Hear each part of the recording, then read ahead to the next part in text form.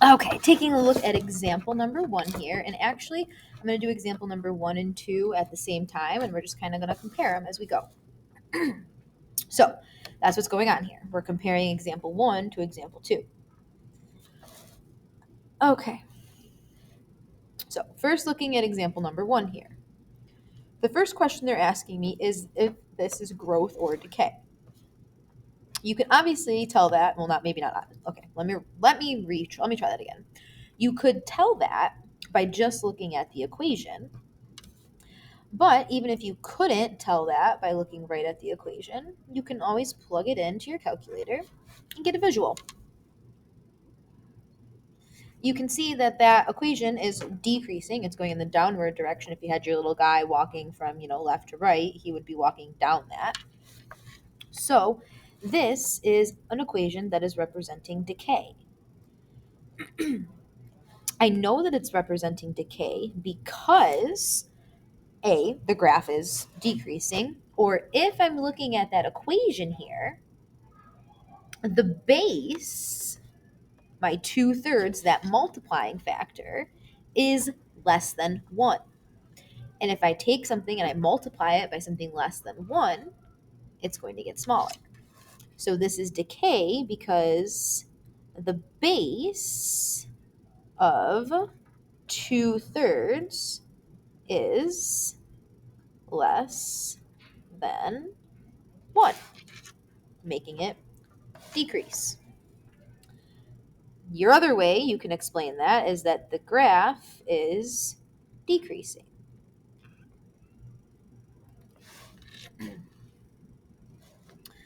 So then, actually, let's just finish off example 1. Yeah. Next, asks us about the y-intercept. Remember from our equation that the y-intercept is always going to be that a value. A is going to be the y-intercept. So in this situation, my a value is that 8. So my y-intercept is 8, or 0, 8. What about the x-intercept? Let's go back to our graph here.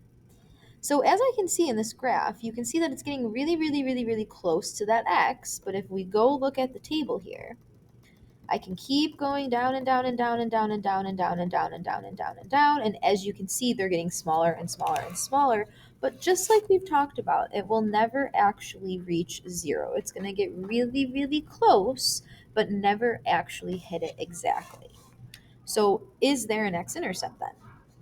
The answer would be no. There is none. There is none. And that's because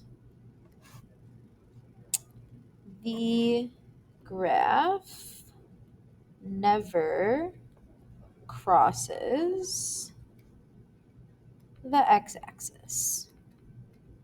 It gets really close, but it doesn't actually touch it. Let's say it gets really close,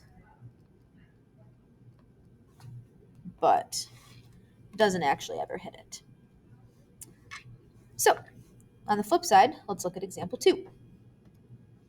Example 2 has 15 on the outside with 5/3 inside the parentheses, which is not what I wrote down, being raised to the x. So just by looking at that graph here, I can see that this one's going up, which might be strange to you because you're seeing a fraction as that base. Even though that base is a fraction, this is still going to represent growth. And it's because if I look at that fraction of 5/3, if I do that, 5/3 is bigger than 1.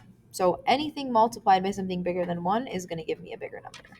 So this is growth because the base of 5/3 is greater than 1. You could also see that by looking at the graph like we did and see that the graph is increasing. It's going upwards. My y-intercept, very similar to that first one. Instead of the 8, we have that 156. So my y-intercept, 0, comma, 156.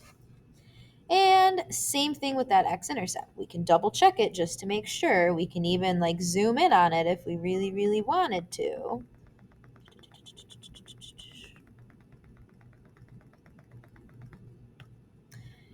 So you can see it's still getting really, really close, but it's never actually going to cross that. So same kind of explanation there. It does not exist.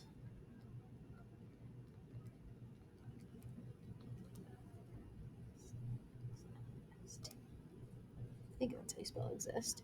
Does not exist. Again, never. Let's rephrase that. Let's be more specific. The y value